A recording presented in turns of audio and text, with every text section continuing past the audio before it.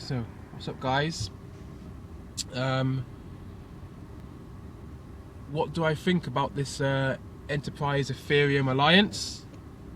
I think it could be the beginning of the Internet 2.0, the new Internet of Things.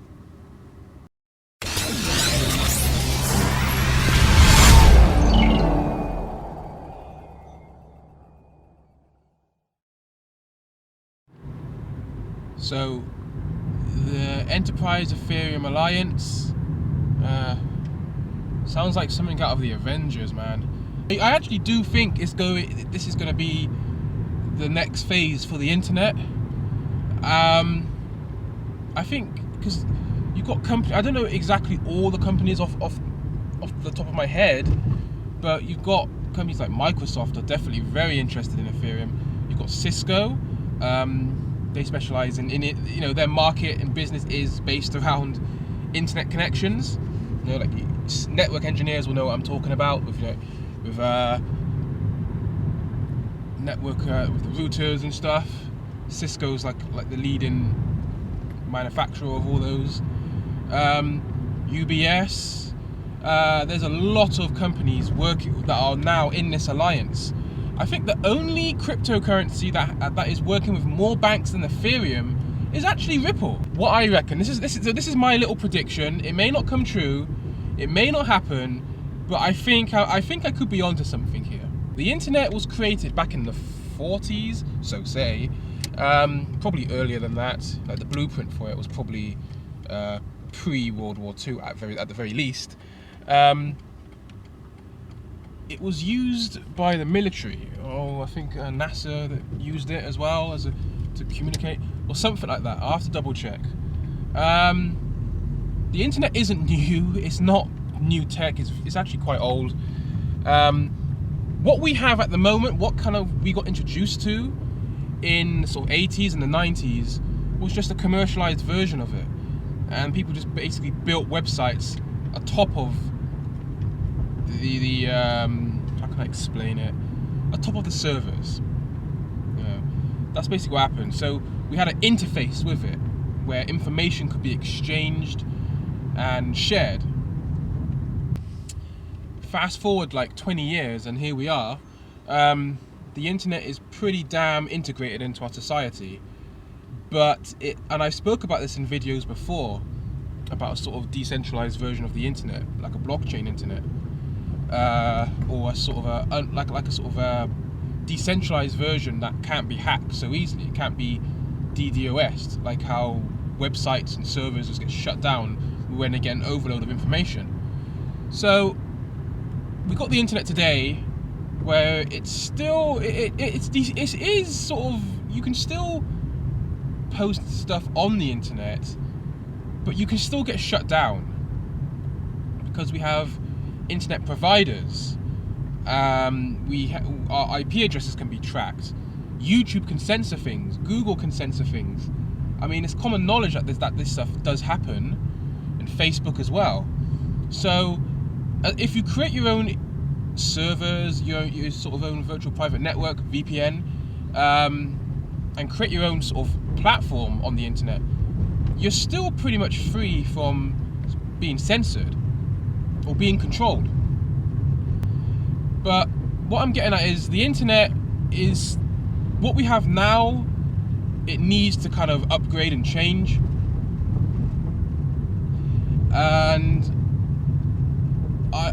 why I think this is it's very, very vulnerable. The internet we have is extremely vulnerable to attacks, to people being compromised on the internet. And I think now that the internet is becoming so much more mainstream and it's so integrated in our lives, we almost now have to kind of step it up. Because, guys, I've said this in my videos before, we're going to get like our microwaves, our washing machines, all that kind of stuff is going to be internet connected. Sounds crazy, right? A lot of you guys are probably thinking that, Luke, you're a tinfoil hat guy, and it's like, this is fact. I've read this stuff. You know, look at TVs. any new TV now you'll be able to hook up to the internet. It kind of makes television channels totally obsolete because you can binge an entire series on Amazon Plus or Amazon Prime or Netflix, or you can just download it. So the internet is basically going to just totally take over, even with things like WhatsApp, and you can now do calls, direct calls with people who've got WhatsApp. It's all data. So eventually mobile phone contracts where it's got minutes, where they kind of give you a certain amount of minutes, that's going to turn totally obsolete. It's going to become data. It's all going to be measured in data and an online connection. So where does this bring in Ethereum? Ethereum now, they had a rough year, and I wouldn't say, I mean, I don't totally trust the Ethereum developers at all. And the Bitcoin Litecoin guy made a very interesting video about that as well. Actually, how they kind of just Vitalik kind of just started building Ethereum when he was in some kind of villa or something. It was quite funny to watch. But I'll leave a link to that as well below. That was quite entertaining. It's got Vitalik just chilling out in the sun, coding something that could potentially change all our lives. I find that quite funny. But the thing is with Ethereum is that it's built, it's not just a currency. I don't even really look at it as a currency. I look at it as a kind of a platform to build upon and build with. It's basically a software that builds other types of software, the smart contracts. You guys probably know more than me, like you guys who, like computer scientists, programmers, cryptographers, you will know more than I would about this. My phone cut out as I was filming. Wi-Fi from the bus caused the phone to trigger as it searched for Wi-Fi. As I was saying, yeah, look, Ethereum is going to basically, I think, now we've got the Enterprise Ethereum Alliance, I think Ethereum is going to be used to build all the features that we're going to be using in the future for the Internet 2.0. Mobile banking, I mean, look at it this way, yeah.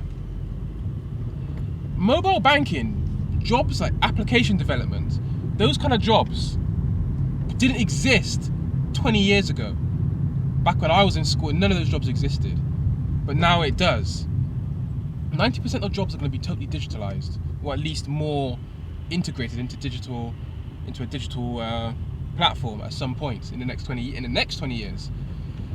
So I think Ethereum is going to basically be used for things like applications where you can basically reserve a car parking space in advance, or you can then book a hotel, or then, you know, it's basically going to be an application that houses other applications, an application for applications. Does that make sense? I haven't got any notes or anything, so I'm kind of just going, this is all off the top of my head from what I think, but I think that's what's going to happen with Ethereum. I think Ethereum is going to totally become this innovative platform. We may see other coins be that, you know, other blockchains, should I say, not coins. That doesn't describe it properly. I think we'll see other other blockchains be integrated and work with Ethereum. That could potentially be MAIDsafe, coins like NEM, and this is just a theory. I don't know how this would be done, but I'm just speculating. Maybe even Ripple, they would kind of like an application that would bridge them. Sort of how the Lightning Network, it kind of works with Bitcoin and would work with Litecoin or something, I think. So, I mean, that's my theory on it. I think that's what we could see, and I think with the Enterprise Ethereum Alliance we could see what else. I think it will we'll be seeing a whole new type of internet, but Ethereum will be the platform in which the internet runs on. I think that's what I reckon. because not this amount of many innovative tech companies and banks wouldn't be working on Ethereum if they didn't also think this, or at least contemplate this possibility. Have a decentralized internet that will be centralized but decentralized. It will be basically huge mining pools, where people can mine. The companies will mine it. Maybe we can mine with it as well, I don't know. But the mining pools will be decentralized, where people can use it and mine with it, but it will be under the jurisdiction of the company. So like, for example, if I had a $20 billion company and I set up a mining pool, anyone can join, but it's still like my company's mining pool. See what I mean? I think that's what's going to happen, and I think that's how the internet's going to be run. It's going to be on a blockchain.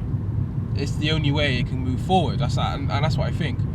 Because at the moment it's just too centralized. There's too many central nexus points, too many hubs where we get our internet from, internet providers. And it can be hacked too easily. So rather than having one brain point for the internet, it's going to be loads and loads and loads and loads. It might be proof of work based, or it might be proof of stake, or proof of importance. I don't know. NEM uses proof of importance. So I don't know. I don't know. But it's interesting to think about, and it's interesting to kind of contemplate where it's going to go, because that amount of businesses making this kind of alliance, it seems like they've got some very interesting developments coming, and I think we could be seeing something very, very, very impressive coming from Ethereum. I think that's probably why the price has gone up. I think there's a lot of investment has gone into Ethereum now, which is actually a no-brainer, I suppose. Do I see Ethereum? But the thing is, though, I don't know if Ethereum's a store of value, because there's no cap on Ethereum's currency. But there is ways around that. Someone did explain it to me. I don't want to go into it because I might get it wrong.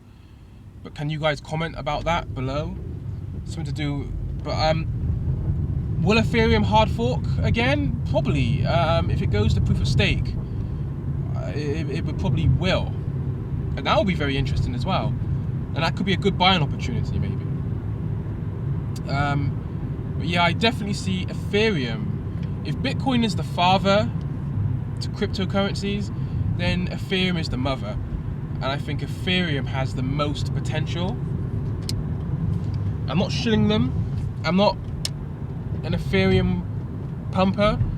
I wish I was, man. But I think Ethereum's it's got a lot of potential, and I think its market capital could at least equal Bitcoin's. It's got the best chance. Because it's just got so much potential investment coming into it. So, because I'm not thinking in 12 months time.